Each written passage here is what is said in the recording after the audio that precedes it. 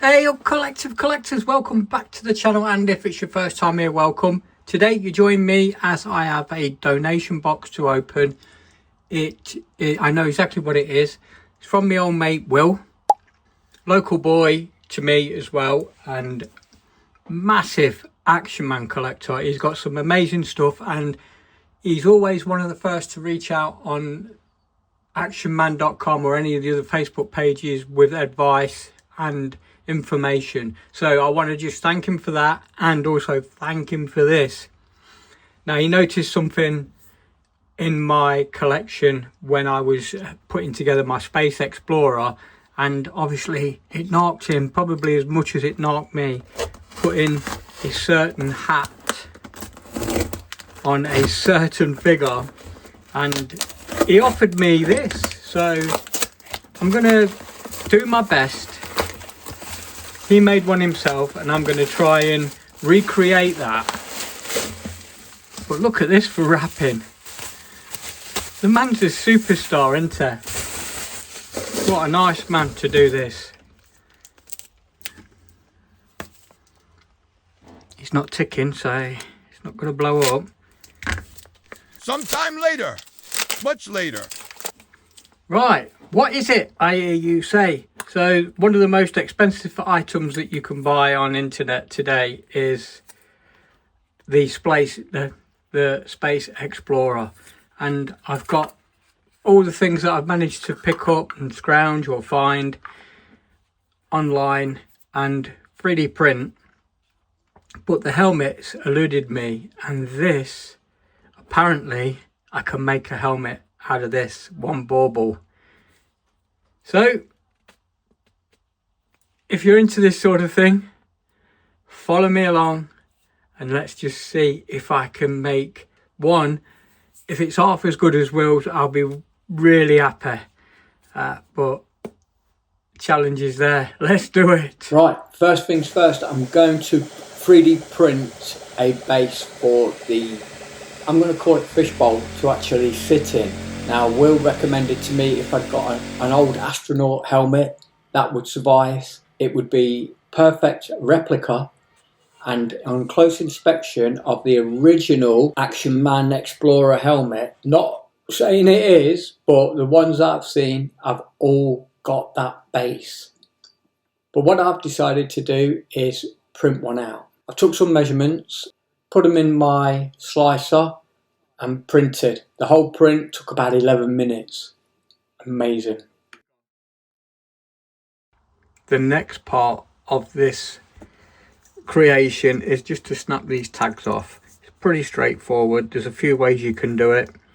Again, talking with Wills, if you want to be careful, you can just grind them off using sandpaper or maybe a Dremel. But you can also grab your little cutters, just take a bit off at a time, and there it goes, there's one. So what we're going to do now is start to cut this hole out, and the easiest way to do this is with a Dremel. So this is the part of the operation where if you've not got a Dremel, you can pick them up cheap enough. I picked mine up second hand. You can get them on Facebook Marketplace, dead cheap. But I'd say any craft model maker, you know, you do need one, so grab yourself one. I bought mine off Lee, Six Fingers, over in Colville. Hey up me old.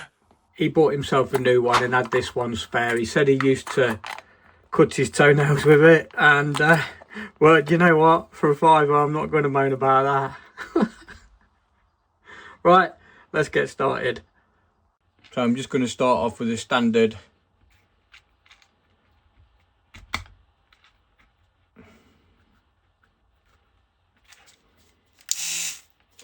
and we'll just start taking it out. So you can see where the damage is from the clip, and that's where we're going to start.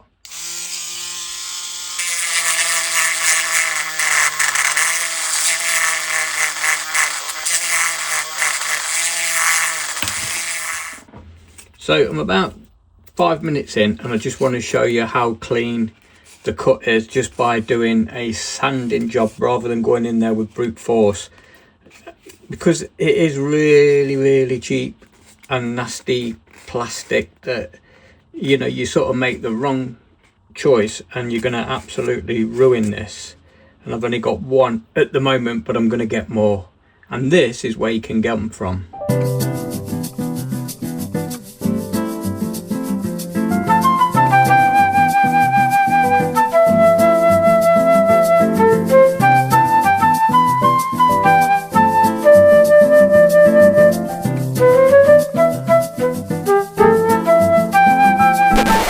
So I've just gave this a rinse under the tap and it's still in beautiful condition. Here's the other half, and I'm just going to give that a wipe over with a bit of kitchen roll just to make sure it's all clean, not damaged, there's no cracks, it's clean and then dry and ready for gluing. Really pleased with the way that's come out. Now the thing was with it, it was slow and steady. But yeah, I think it's worked a treat. There's the collar. That's all going to fit on there like that. And then we'll get our action man. We'll pop him on. There he is. He's good to go.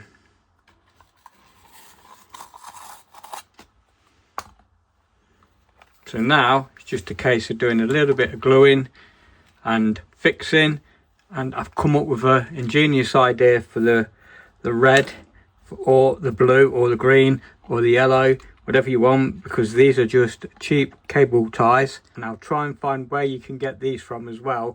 I had already got a bag of these.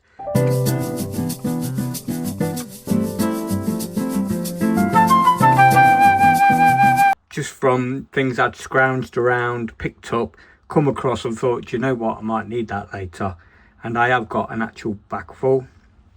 But I think using a heat gun or an air dryer just to make this a little bit more supple, that'll fit around there, because it's absolutely perfect.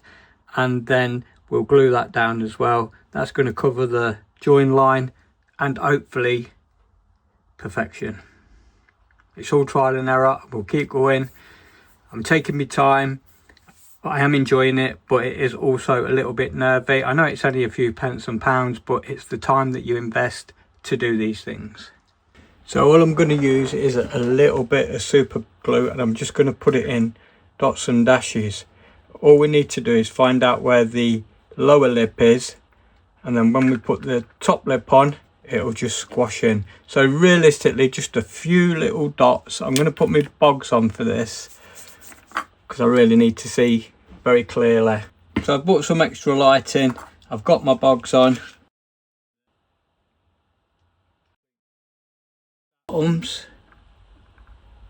Drop that in. Line that up. Keep that squashed together like that.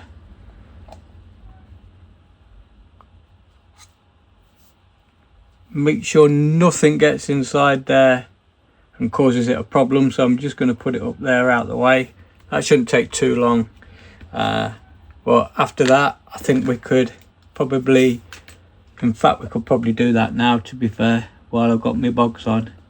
It can all dry nicely then. Dab some glue, and it's not on the inside, it's not on the outside, it's right along this edge. So once again, get the first one going, just dot some glue there. So what I've basically done is I started sanding the hole out, and now what I've decided to do is get that centre unglued, and then what I'll do is I'll Dremel the rest of this out and make it flush with the helmet. But then what I do know is that is straight in the middle, I hope. Looks pretty good. Looks like I got some marks there which I've lined up. So yeah, that looks pretty good.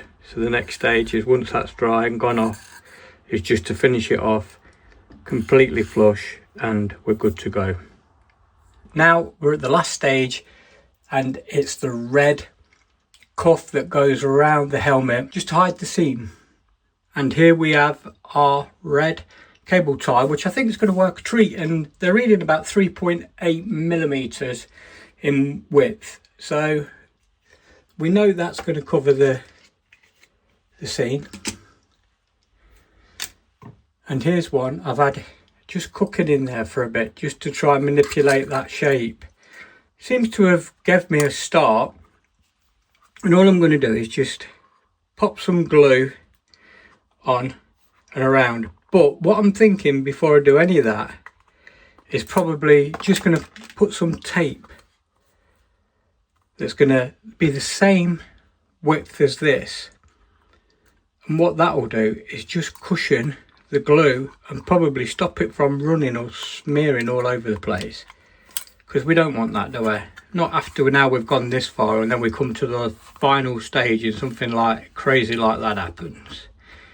It'd be sacrilege, wouldn't it? I mean, I'd like to just leave it like that and not go any further, but then that's not right, is it? Right, so let's tackle this final stage. I'm going to cut some tape. It's just going to be red electrician's tape. Put it over the seam and then glue this to the tape. That way, like I say, if it's wrong, I can take the tape off and there's been no damage. Until I get sort of better doing this sort of stuff, I'm just being very cautious.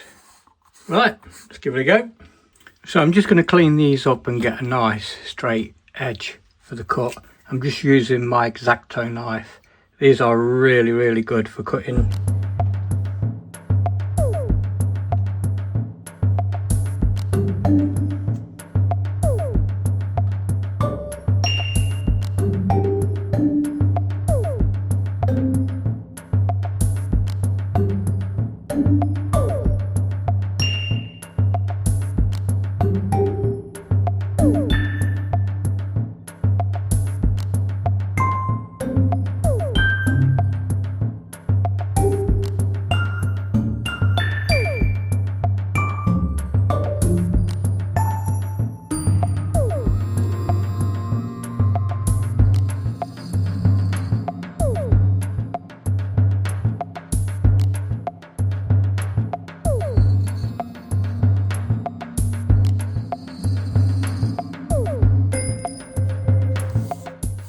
So there it is with the tape on.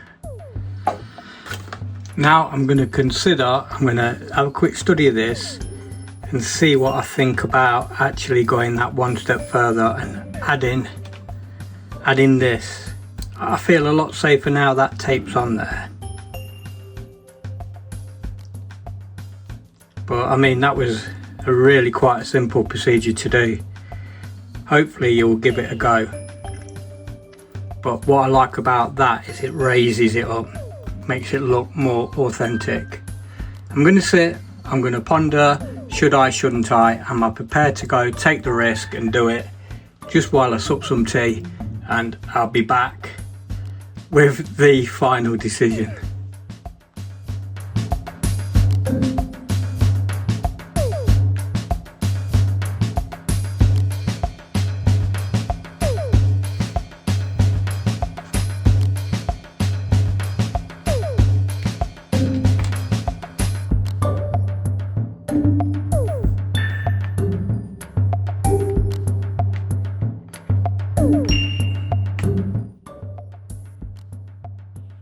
So I've pondered long enough and I feel like there is something missing. I'm happy with this, you know, it's just a showpiece. There's no way I'd ever come across a new one of these unless I'm lucky and there's something inside a haul of Action Man items. So, you know, maybe I should just leave it as this, but I can't. I feel like I need to finish it off, and I know you guys want to see me finish it off as well. So these are the tools I guess I'm going to need. I'm going to obviously need this, and I'm going to need a red cable tie. I'm using super glue, but what I'd like to know, what would you have used? It's clear, it's strong, and it don't really let you down. The only thing it can do is run a little bit, and maybe I could probably use a Gorilla Glue clear, but it doesn't go off quite fast enough, and I'll be nursemaid in this. So what I'm going to do is I'm just using a set of these normal just wire cutters, And I'm going to look at where it starts to square off, which is where the teeth are, and I'm just going to come in a little bit. I'm going to snip it there because we want it nice and square. The same with this side. Once again, I'm just going to cut it where it's nice and square, and I'm not going to get any problems, and it's now nice and square each side. So there is now our band. There's many ways of gluing, and as you all know, but the way I'm going to do this today is I'm going to use this cut off, and I'm going to put a nice dab of glue. I'm not going to put it on this tissue because what that will do is just soak it straight in. I'm just going to put it on this scrap bit of paper that I've been using to make lines with the airbrush, and I'm just going to pop a blob on. And the thing is, now I can be a little bit more generous because I've got more control by doing it this way.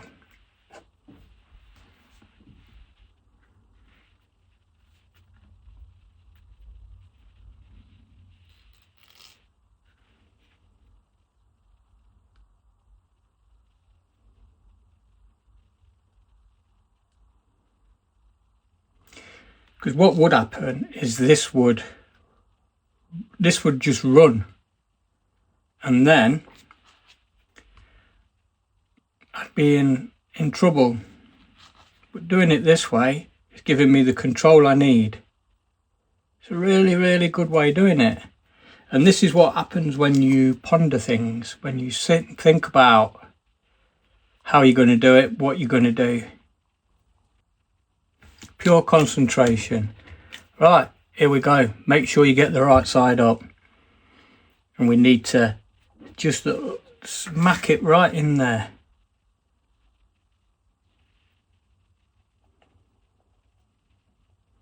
Now remember, there should be no seepage.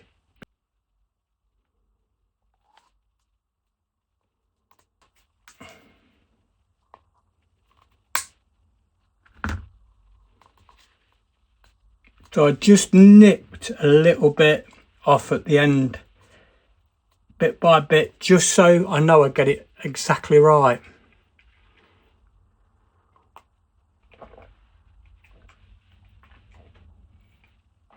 So now it's just a case of allowing that little bit of glue that I've put on just to nip it and get it so it's perfect.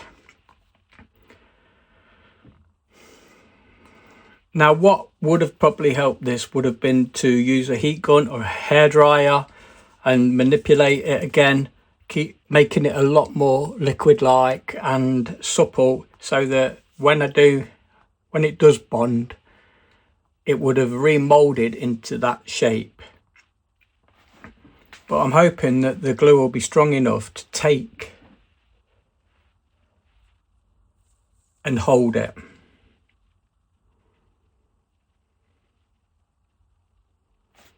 It's just a case of when do I let go. You know, the thing is with crafting, especially for me, I know when I'm getting better at doing things because I don't get as dirty. My fingers don't get stuck together. I don't get covered in paint, and I don't get covered in bits flying around. And I think I am getting better at doing stuff like this. But the main thing about doing stuff like this is I enjoy it. So I think it's time to just let that go and see how it dries, and we'll be back with a final analysis.